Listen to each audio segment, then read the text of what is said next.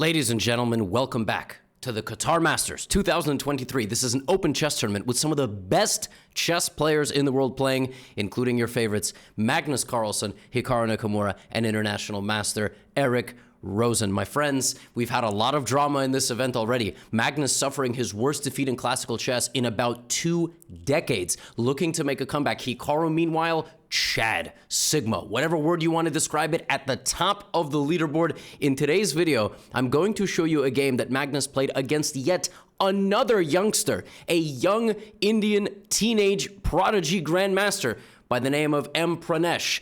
And Pranesh gave Magnus Carlsen a heart attack.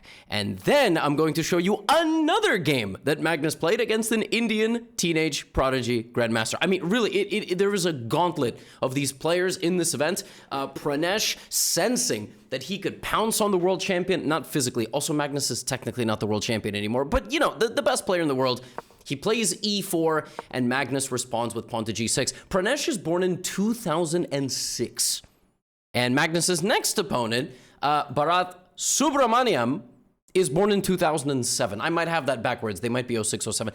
Magnus is literally playing a murderer's row of young, underrated players that are probably like 100 points stronger than their elo, if not more. Magnus plays the modern defense against Pranesh. He's looking to do this because he wants to create an imbalance. He would never do this in a classical tournament against a 2750. d4. Meanwhile, Pranesh is trying to prove that all top-level chess is a bubble because they always play against each other and they don't play against these young guys. So Magnus moves 3 pawns to the 6th rank. Let me tell you something. I don't know the last time that Magnus ever did this in a classical chess format, meaning 90-minute chess against any grandmaster. Really, I don't know. Bishop to e3, f3, and Magnus responds with this move, pawn to b5.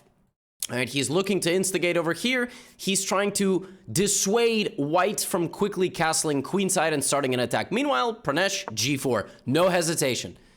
No hesitation whatsoever. Strikes back on the other side. And now Magnus has a difficult decision to make. He plays the move h5. He spends 6 minutes on this move. And already down about 10 minutes on the clock, he strikes with h5, and he's inducing g5. There is really nothing else you can do. If you take, black will just activate his rook. So pawn to g5, and Magnus plays knight f to d7, surrendering space on that side of the board, and likely not going to castle there, at least for a while, because if you just play bishop to, if you just play bishop to g7, and then let's say castles, then, you know, you're going to get hit with f5 sooner than later. In fact, you might get hit with it right away. So, f4. Pranesh already put his pawn on f3. The pawn on f3 serves the purpose of playing g4 and preventing the knight from coming to g4. But now that that knight has gone away and g5 controls the f6 square, here comes f4, and now he's ready to put the knight behind this absolute giga armada of pawns. Magnus rerouting the knight to the queen side and then firing a pawn away over there, forcing a retreat from Pranesh, and now Magnus seizing central space. Magnus has turned this into a very locked structure. Probably white has to push. It's not going to make sense for white to go here because here comes Magnus's h-pawn. The position makes a lot of sense. It's also not going to make sense for white to capture. He's going to have Swiss cheese in the center of the board. Black is going to get the open file. Black is going to put his bishop on f5 or g4, and the light squares are very, very weak. So Pranesh plays e5. The light squares are very weak, but he's got a lot of central space. Black cannot move a lot of pieces. Bishop to g4, bishop defending, and now pawn to e6. Look at this. Magnus gets the light squared pawn formation. His light squared bishop is ready to perish for the betterment of his position. Pawn to h3, bishop takes, and now Pranesh plays pawn to h4. This move seals the deal on that side of the board. That's it. Black has absolutely nothing to do there anymore. The only thing that black has is this move pawn to c5. At some point, likely, that move is going to happen. If it doesn't happen, then white is going to play c3 and dominate. One more thing, only white can move over here. White at some point is likely going to play f5 because either black will have to take like this and allow that, or black is going to have to take like this and allow pawn to e6 and the weakening of that side of the board. Now, bishop to e7, Pranesh castles, rook to c8 preparing c5, Pranesh is right there already with pawn to c3. He is not being overwhelmed by Magnus Carlsen. He's not being lost in the moment. Pawn to c3 is a fantastic move and a very difficult spot here for Magnus because he is so restricted, but he is Magnus Carlsen at the end of the day, and you know that he's going to take over this game at a certain moment. So Knight to c4. Magnus's literal only active piece. The only piece in the position now alive that is not squished on the two back ranks. Bishop to c1, takes. Again, Magnus has the b file and pawn to c5. That is literally the only thing that he has. So he takes it. Pranesh now thinks for a bit and plays king to h1. King to h1 is very much a waiting move. It's very much like, come at me, right? And at this point, given that the position has gotten so locked and Pranesh can't really force his way through, it's now Magnus who has to take over the game. Otherwise, it's just, nobody's going to make any progress. Like, Pranesh can play king g1, king h1 for the rest of the game. He's fine with the draw. He's playing a 28-40. He's playing the greatest player of all time. He doesn't care if he makes a draw. So here comes Magnus. Looking to take over the game, Pranesh activates his queen. Here comes Magnus. Bishop to a3. Look at that. Look at that. Magnus only needed one file. There are 64 squares on the board. Magnus just needed 16 of them. He just needed 16 of them to begin operations in the position. He locked down the rest of the board. I didn't highlight a7. Pranesh plays bishop to e3. Why is Pranesh so ready to give up the bishop? Because all of his pawns are already on the dark squares. This would be a massive unclogging of his position. The best move here, apparently for black, is to just slow play. The computer does not want this move, but probably rook b1 is on the way, so Magnus grabs the bishop and brings his second knight, figuring he's going to put another knight on c4, and then he's going to bring his king or castle. The rooks are going to come down the b file. Pranesh plays rook b1. Magnus plays king d7. And all of a sudden, and just as a friendly reminder, of course, Magnus could have castled, but then you are leaving the king here while all these pieces are doing battle. You never know what's going to happen over here. You never know if there's sacrifices possible. So rather than doing that, Magnus plays king d7. King is very safe. And now, my friends, Pranesh blows up the board. Pawn to f5. He does not care that his opponent is Magnus Carlsen. He is not going to sit here and shuffle his king back and forth as the world champion, I keep calling him that, prepares the b-file infiltration. He's not going to sit and wait. Pawn to f5. I told you about this move a while ago. It's a very odd move because after this, it looks like black is completely solid. But now white has g6. Now white has knight f4. White can very quickly fight back against all of those pawns. He's got sacrifices looming. Queen to d3 with eyes on that. Slide the bishop back and then take. Knight to f4, then take that, then take on f7, right? So e takes f5. That also looks good, but e6 is not possible. Pranesh sacrifices a second pawn against Magnus. Very simple point. Pawn takes, knight to f4. Suddenly, even though you have all of that beautiful material, 21 points of material, there's nothing you can do. 6 plus 5, 11, plus 20 points. 20 points of material. Somebody's got to play defense. And Pranesh here realizes he has the time to go back with the bishop, preventing the only plan that black had. And now knight takes g6 is a possibility. h5 is falling. The knight reroutes to the center, and the g-pawn is a passer. Oh my goodness! Pranesh is dead equal with the best player in the world. Even though he's a pawn down, he's got a monster attack. He removes Magnus's knight from the board. Knight to e5 check. Magnus has to guard his... But here comes knight f7. Magnus is a pawn up, but it is hardly felt. And this pawn is 3 squares away from queening at all times. This is a 16-year-old teenager rated 300 plus points lower. Queen to d5 check, king to g1, Magnus pushes the f-pawn. Magnus's f-pawn is now also 3 squares away from queening. Queen goes back to f2. Magnus removes the rook from the board and plays rook to f8, trying to kick out the knight. But Pranesh leaves the knight because now queen to b2.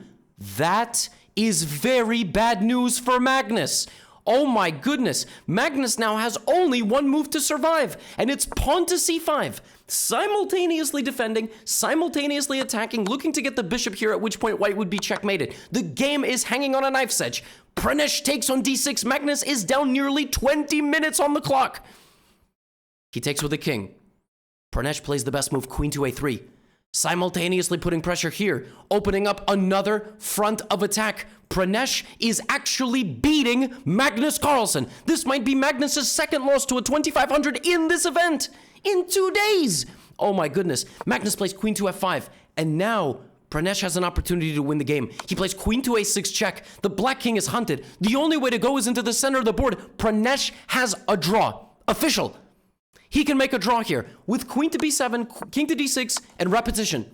Magnus cannot go to the back rank because after queen takes a7, the rook gets in, and no matter where you go, it is checkmate. So it's a draw on the board, but Pranesh does not want to draw. He takes on c5. He does not secure a draw against Magnus, instead playing for a win. Magnus takes back on c5 with a check. King to f1. All of a sudden, there is no check for Magnus. The pawn cannot do anything. The rook is stuck behind the pawn. This king is out in the open. Queen to d5 by Magnus. And in this position, Pranesh is winning. This is Pranesh's opportunity to land a winning blow against Magnus. He has to give this check. Black is threatening queen to h1, so it's time is of the essence. You have queen b4 or queen a6. This is the right check. The king will run to this rank. Now you will take with check.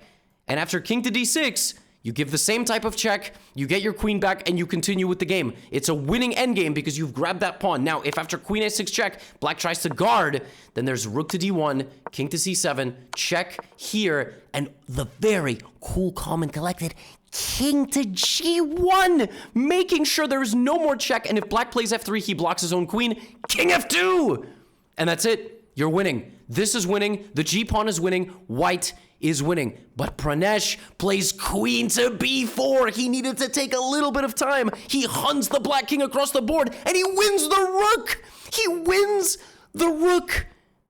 But somehow, despite being a full rook up, king to g4, the black king has traversed through Death Valley, arriving over here, and apparently, just by the weakness of White's king, the position is not winnable. Black's king is completely insulated behind the pawns.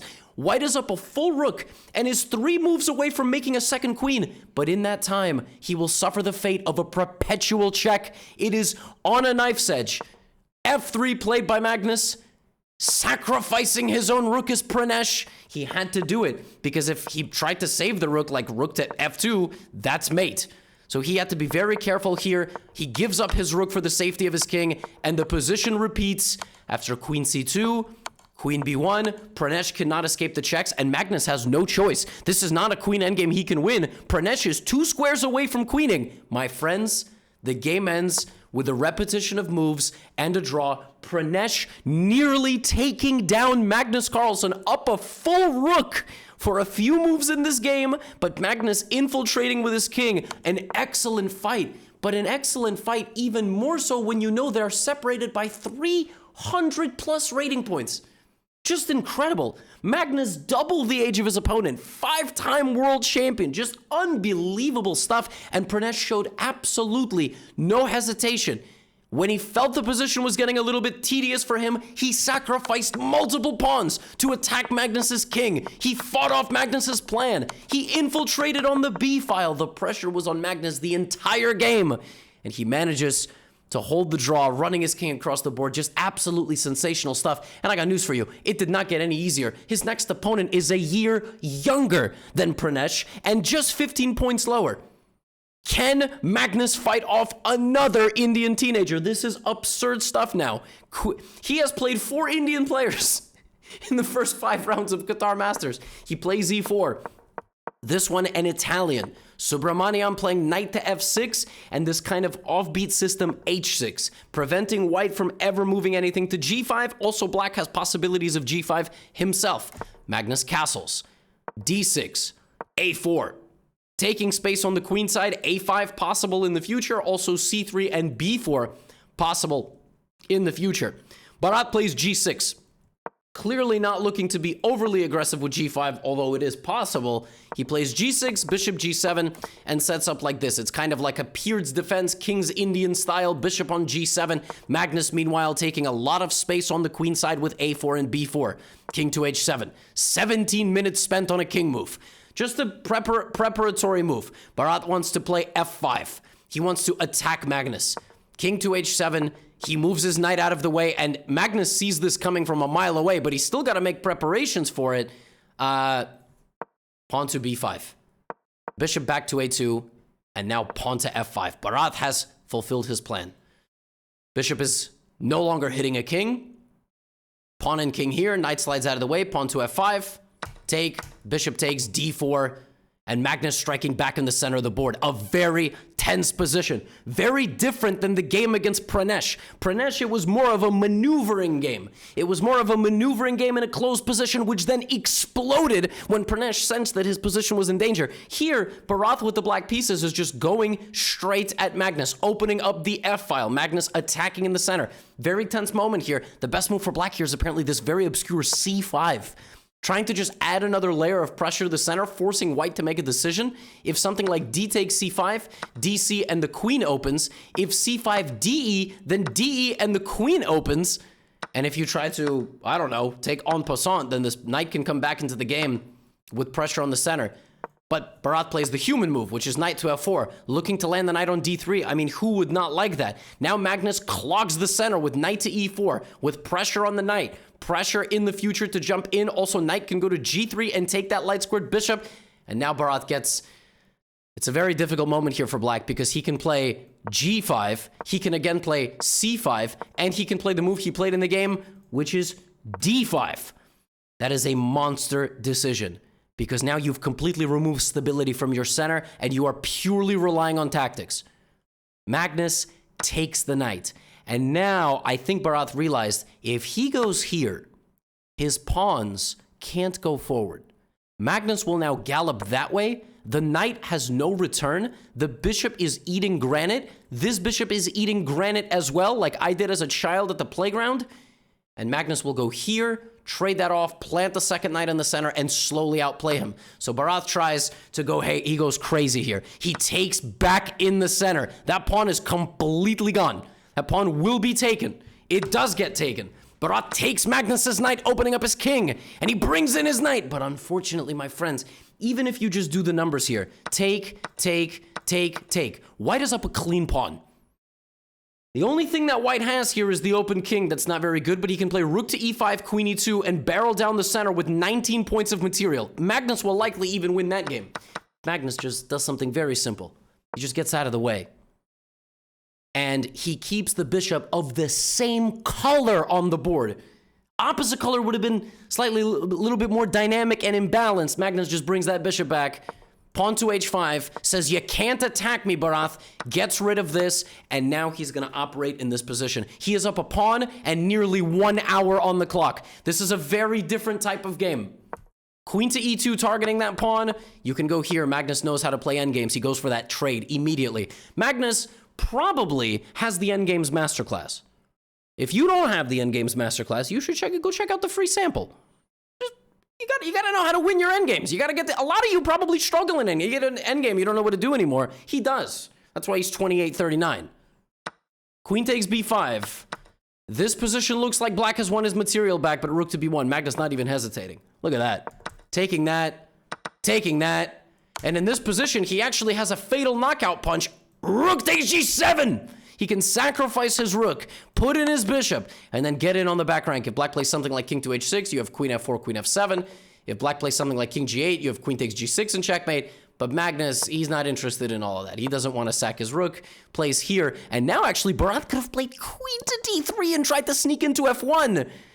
Magnus was relying on this being a completely winning endgame. It is, but Stockfish claiming that possibly you could hold it. But I think Bharat was almost ready for the game to be over. He plays queen to c1. Magnus guards his king. And Bharat tries to sacrifice his rook to potentially save a draw. But king to g3 and there's no more checks. Magnus goes here. And let me tell you something. He's going to win an endgame up a full bishop. So Bharat resigns. Magnus is fighting off these monster teenagers. This time, one of them had no respect at all. I mean, he was like, Pranesh got a draw. I'm about to destroy this. Magnus said, no. I'm going to use all of your forward momentum, like in judo, against you, chopping it all down. Now suddenly black was just out of attacking pieces. The game very quickly transitioned to an endgame. You ain't beating Magnus at an endgame. You're not going to do it. There was a brief moment there. It wasn't perfect. It was not perfect, but poor guy just has to play these 16 and 17-year-olds from India every single round, but Magnus back with 3.5 points out of 5. Meanwhile, Hikaru is just doing his thing. His opponent, Robbie Kevlishvili, Dutch Grandmaster, now I believe living in the United States. I played Robbie, I lost, but that doesn't mean that, you know, that really doesn't mean anything for this game. I was very impressed with Robbie in this game. Hikaru played an Italian. It was an e4, e5 game. They did this one trade of bishops, and then this trade of bishops, Hikaru opting not to take with the pawn because he already put his rook on e1, so that would just be stupid. Whereas black did take with the pawn because he had no other choice, and also the rook will potentially be active on this file. Hikaru's going to rely on play on this side of the board. Robbie will maybe play for d5 or a king side attack and see what happens on the queen side. There we go. And now d4. Excellent stuff from Robbie, who has not thought. Look at his time.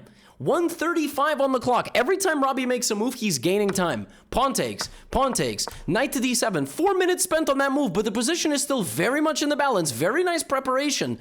Hikaru plays queen b3, targeting this and this. Queen e7.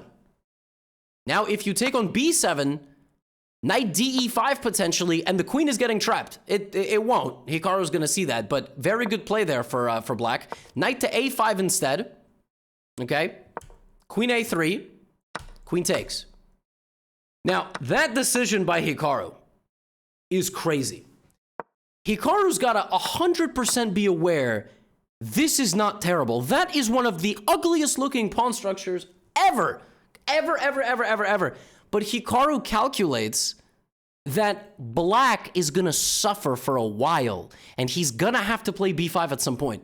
Otherwise, white threatens this, and he will just transfer his pieces there, and the rooks are going to fire at these pawns for the entire game. Those pawns are going to have to move. So that is where Hikaru calculates that AB is going to be played. Now, the computer here says just play c5, wait a little bit, play b5 in the future, but it always says to play b5.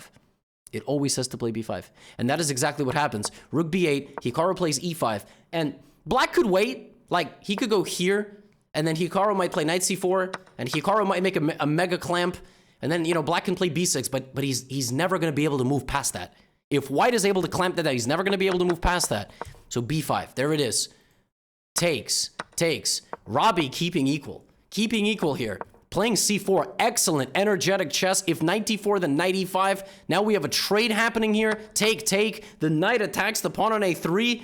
Hikaru plays rook d1. And now a big moment in this game.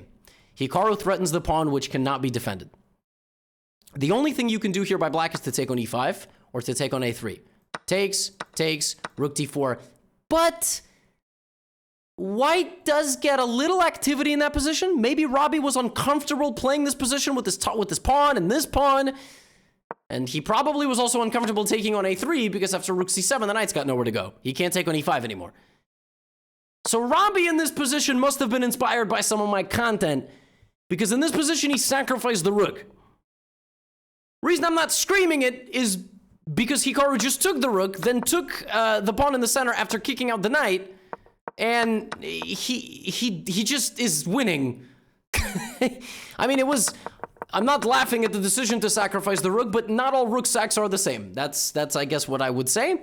You know, and Robbie just had to buckle down here and take the pawn. He just had to. Now, it's much easier to move his knights than my knights. I wouldn't have even made it this far in a classical game against Hikaru. But unfortunately, the lesson here is sacrificing the rook does not always work. Robbie thought he had a lot of activity here with d3, but Hikaru rook a2, rook d3, and now unfortunately just has a rook for a knight. Or fortunately, depending on who you're rooting for, knight d5, knight c3, trades this off, and now methodical, slow grind down to win this endgame. Rook to c5, the knight is stuck. Knight b1, rook c3, you can't, there's nothing you can do. Pawn to e5. Hikaru correctly evaluating that Robbie's gonna have to go for e4 or his knight is gonna get trapped. So he does that. Hikaru plays f4. The knight tries to escape, but by the time the knight escapes, Hikaru wins the pawn in the center, and this is a winning endgame. Rook versus knight, with imbalanced pawns like this, white is gonna march him down, push the king to the back rank, and get in. And there we go. Hikaru pushing the knight backwards, h4, rook c7 check, rook c6, the king is stuck, and once you get f6, the game is over. Because pawn takes, rook c7, King to e6. Sorry, no. Rook c7 would not win the game. You would actually have to repeat moves. Something like king to f5 and then rook to c7. And this would just be game over. You're going to get this. You're probably going to get that. And then you are going to promote. Very nice game. But I gotta say, Robbie was doing quite well.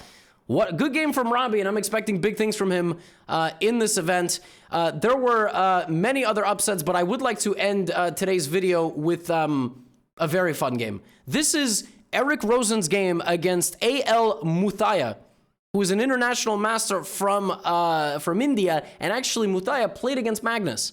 And Eric Rosen showed up to scrap in this game. A Taimanov Sicilian, a sideline chosen by Eric. Queen to b8, bishop to d3, knight e7.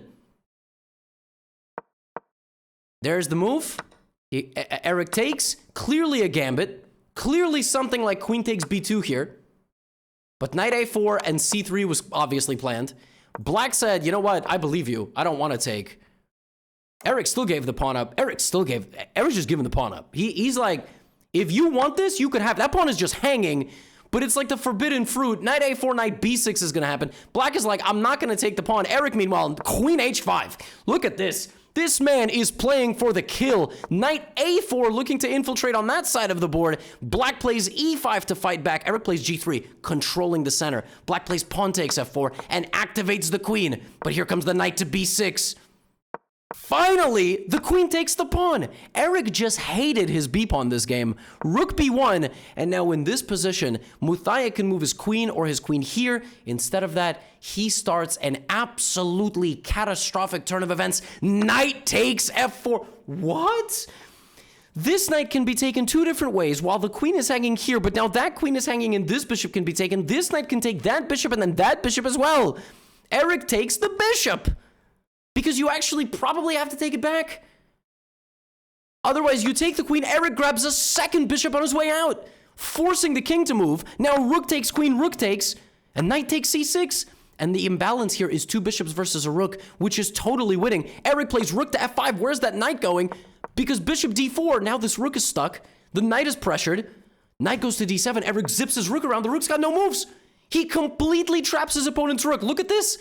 I've never seen something like this before. Knight c5, knight b4, the rook is gonna die. The rook is trapped completely on the edge of the board. Knight takes a2, and when the dust settles, Eric is up a full bishop.